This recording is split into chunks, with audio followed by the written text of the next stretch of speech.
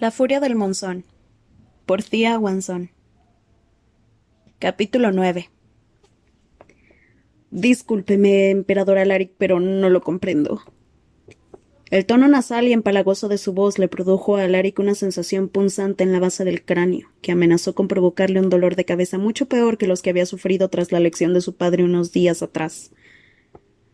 Cuando alzó la mirada desde el mapa de los antiguos territorios ardovianos del continente que habían estado repasando el alto mando quesacense y él, lo hizo con el ceño fruncido en dirección al oficial que había hablado en voz alta.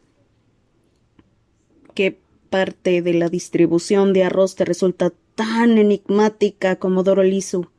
Exigió saber. Lisu era el miembro más joven del alto mando, con el rostro delgado y puntiagudo, al igual que su cabello negro, la piel del color de la madera de cicuta y los ojos de un ámbar obscuro. Había conseguido aquella posición con una mezcla de pura astucia y saber aprovechar la influencia de su familia. En el pasado Alaric no había sentido por Lisu más que un breve menosprecio, pero ahora que había ascendido al trono y estaba obligado a trabajar codo con codo junto al comodoro de forma habitual, estaba bastante seguro que detestaba a aquel hombre. Si el sentimiento era mutuo, Lisu no lo mostró en absoluto, sino que inclinó la cabeza ligeramente. Simplemente deseo aclararlo, Su Majestad, para entender por qué repartimos arroz cuando deberíamos centrarnos en asuntos de seguridad nacional. Los insurgentes. Podemos rastrearlos y lidiar con ellos a la vez que alimentamos a nuestro pueblo, argumentó Alaric. Una de las muchas ventajas de tener miles de soldados es ser capaces de delegar tareas, Comodoro, por no mencionar que un pueblo famélico es mucho más proclive a aliarse con esos rebeldes. A Lisu no pareció afectarlo en absoluto la reprimenda de Alaric. Por el contrario, una leve sonrisa pacificadora apareció en sus delgados labios. Mientras que confío plenamente en el juicio de Su Majestad, por supuesto, ciertamente entra dentro de nuestros deberes tratar de comprobar que tal juicio no se ha visto afectado por sus recientes alianzas. Alaric echó un vistazo alrededor de la mesa. Los otros 9 miembros del alto mando estaban petrificados, con la mirada gacha de forma respetuosa. Se preguntó cuál de ellos se habría confabulado con Lisu para ponerlo a prueba de aquella manera.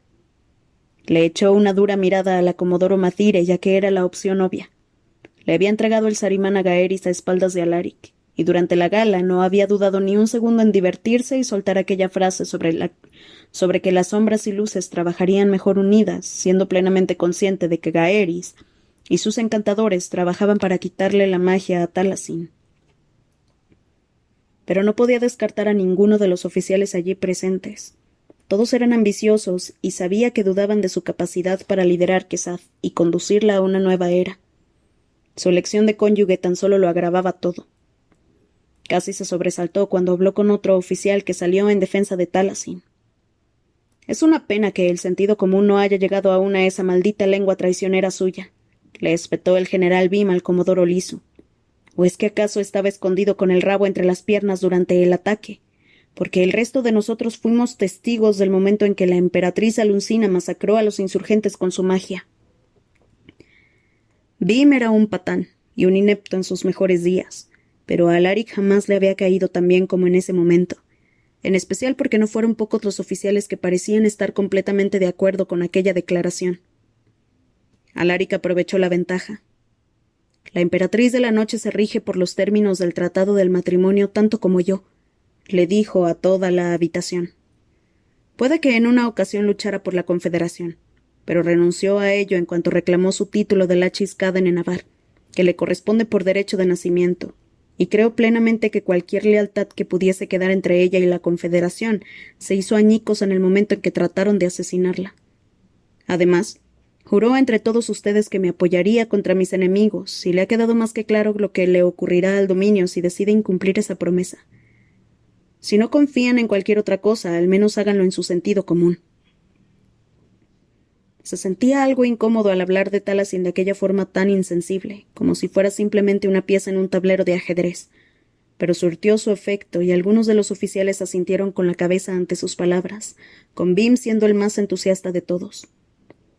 Lisu parecía estar indignado al haberse convertido en el objeto de burla, pero Alaric simplemente pensó en aquello como en un añadido.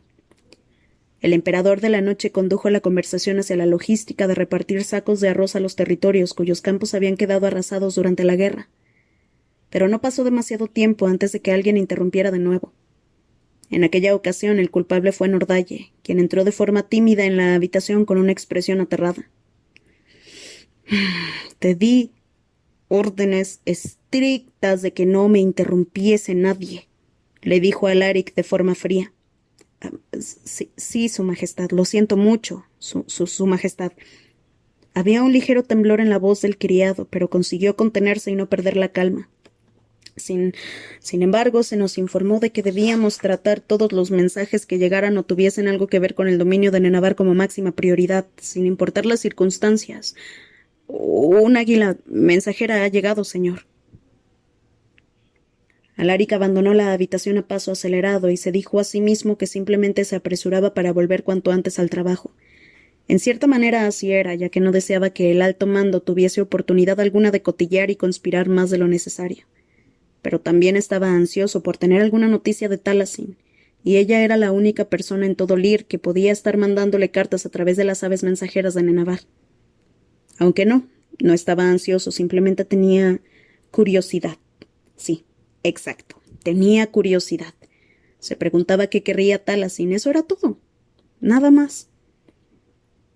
Unos días atrás se habría despertado solo, ya que Taliesin se había marchado con su comitiva.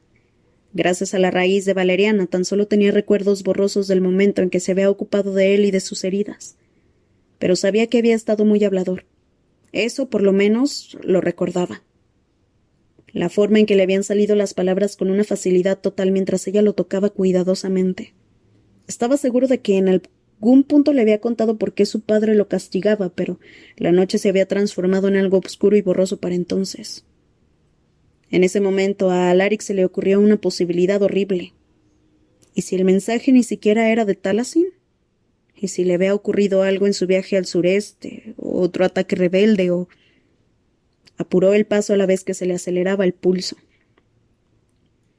La pajarera de la ciudadela era una torre unida al edificio del alto mando.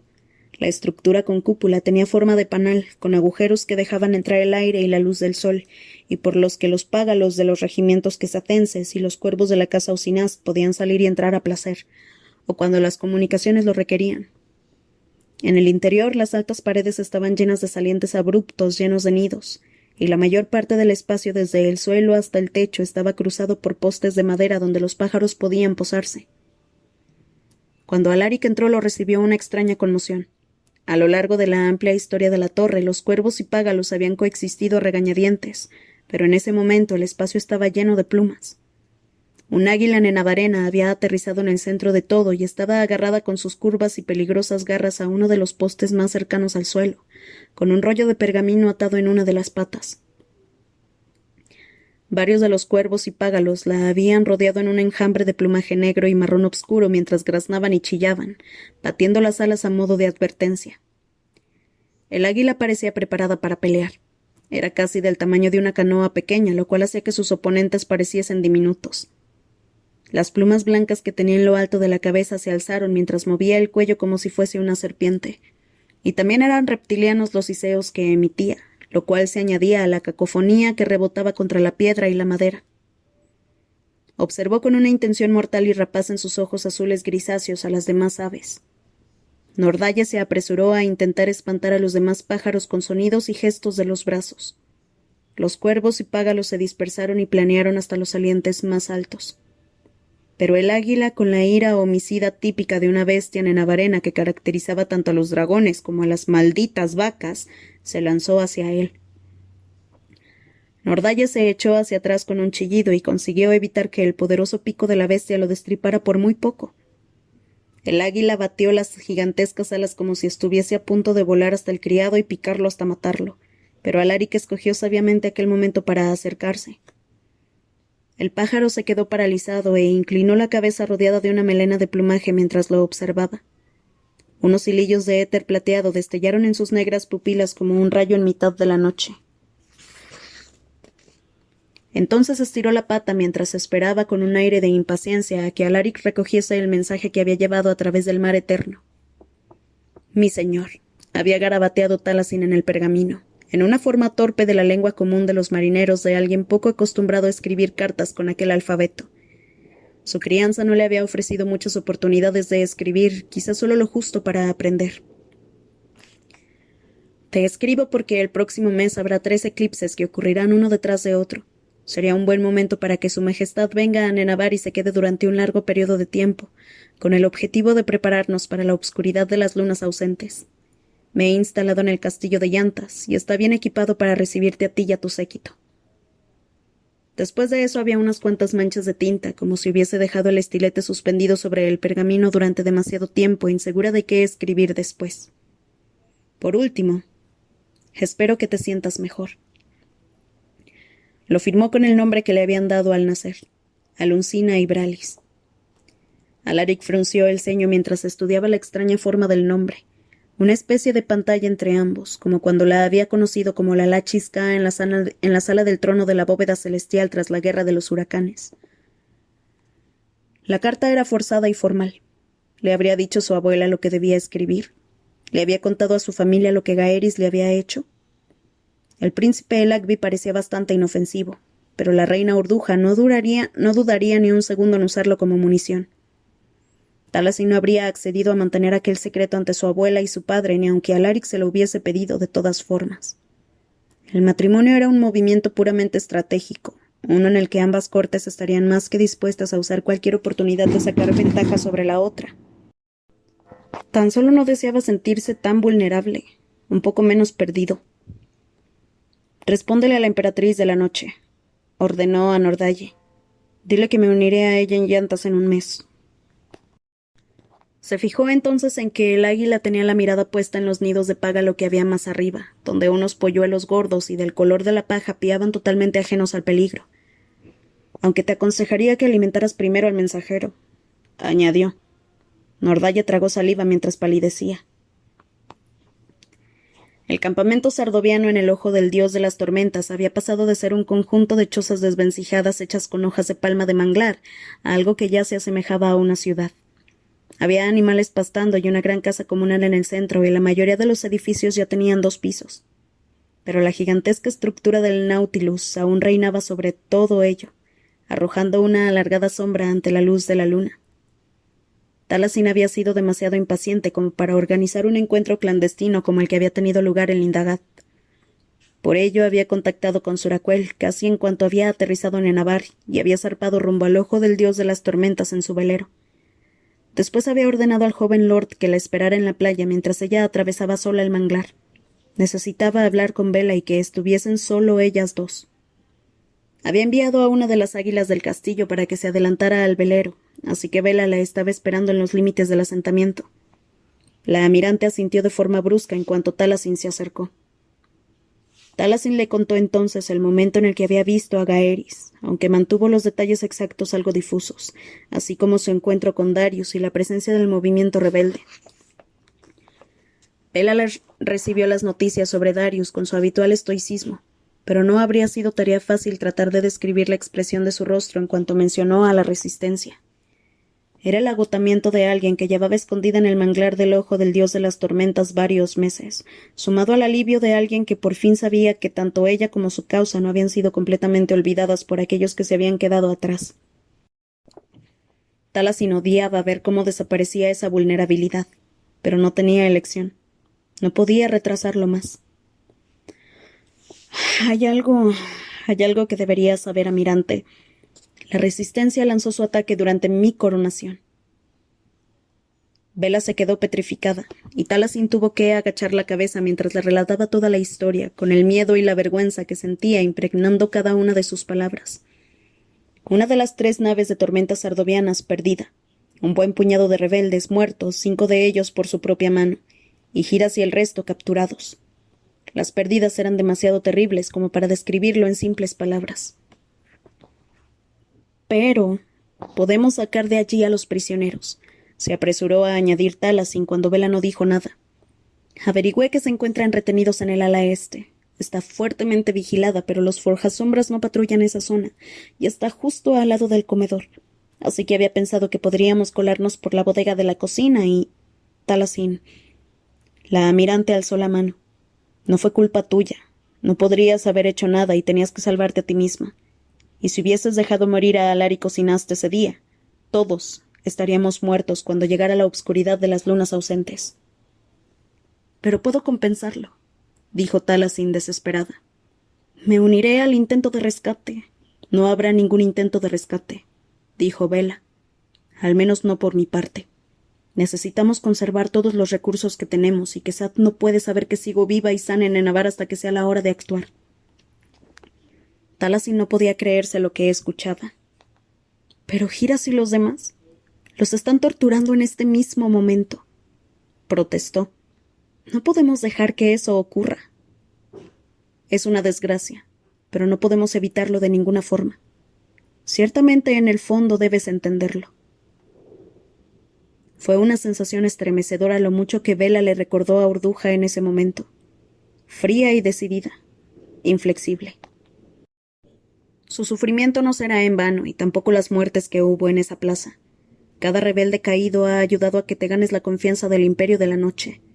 Todos serán vengados cuando retomemos el continente. Para ella no éramos más que piezas totalmente prescindibles en su juego de guerra, le había dicho Darius. Pero ciertamente sí que entendía el punto de vista de Bella. ¿No era así? Organizar un rescate de la prisión sería una pesadilla logística y estratégica. Tan solo había insistido en ello para sentirse mejor consigo misma y ni siquiera había considerado lo que estaría pidiéndole a Bella, el riesgo tan grande que sería algo así para la supervivencia de Sardovia. Así que se tragó sus argumentos y súplicas para salvar a Giras y los demás cautivos.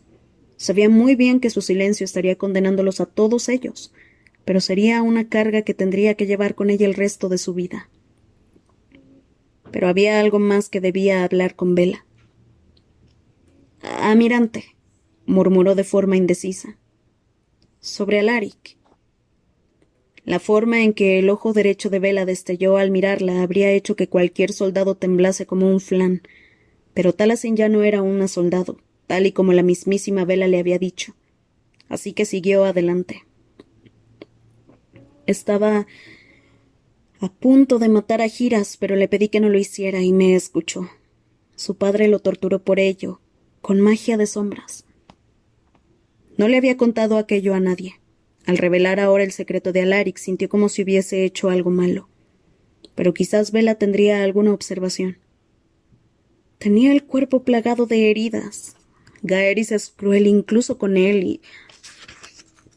Perdió el hilo de lo que estaba diciendo porque la almirante no parecía sorprendida en absoluto. «Sé lo que su padre le hace», dijo Bella, y Talasin se echó hacia atrás. Aparte de por medio de las grietas, el dolor es como los forjasombras de que Sad conectan con su atermancia y se hacen más fuertes. En una ocasión me preguntaste por qué no me unía a la Legión Forjasombras, y te dije que no quería ser el tipo de personas que aquello requería que fuese. Así que me mantuve mis habilidades en secreto. Exhaló un suspiro cuando Talasin asintió estupefacta. La verdad es la siguiente. Llevaba 1 año siendo timonel cuando el pozo umbrío se manifestó en mis manos por primera vez. Fui a la ciudadela a informar a la legión, tal y como exigen las leyes quesacenses. Gaeris y Alaric estaban luchando en uno de los patios y me paré para observarlos. Aquello fue varios años antes de la guerra de los huracanes, así que Alaric no podía tener en ese entonces más de 10 años. Era un niño frente al emperador de la noche en la cúspide de su poder. Observé cómo la magia de Gaeris sobrepasaba a su hijo y cómo le ordenaba a gritos que se levantase y luchase como un hombre. Y eso fue lo que hizo el príncipe. Le caía la sangre por la camisa y parecía tener el brazo roto, pero ni siquiera lloraba. Solo se preparó para encajar más golpes. Bella hablaba en un tono tan bajo que casi era un susurro, como si el recuerdo aún la horrorizara incluso tantos años después. Talasin casi podía verlo, al niño pequeño que aún no había desarrollado todos sus rasgos, a su padre atacándolo de forma inexorable una y otra vez en medio de aquella ciudad apagada de piedra gris implacable. Pensó en la persona en la que se había convertido ese chico, en su marido, con sus silencios taciturnos, los esporádicos comentarios ingeniosos, los momentos en los que mostraba una dulzura que su padre no había conseguido erradicar del todo. Pensó en su gélida ira, en cómo jamás alzaba la voz ni siquiera cuando estaba frustrado, algo que le había parecido extraño pero que ahora entendía a la perfección. «Trátame bien», le había pedido a Alaric. Había estado a su merced, herido y magullado y con la valeriana desmontando por completo sus defensas. Y eso era lo que le había pedido a Taliesin.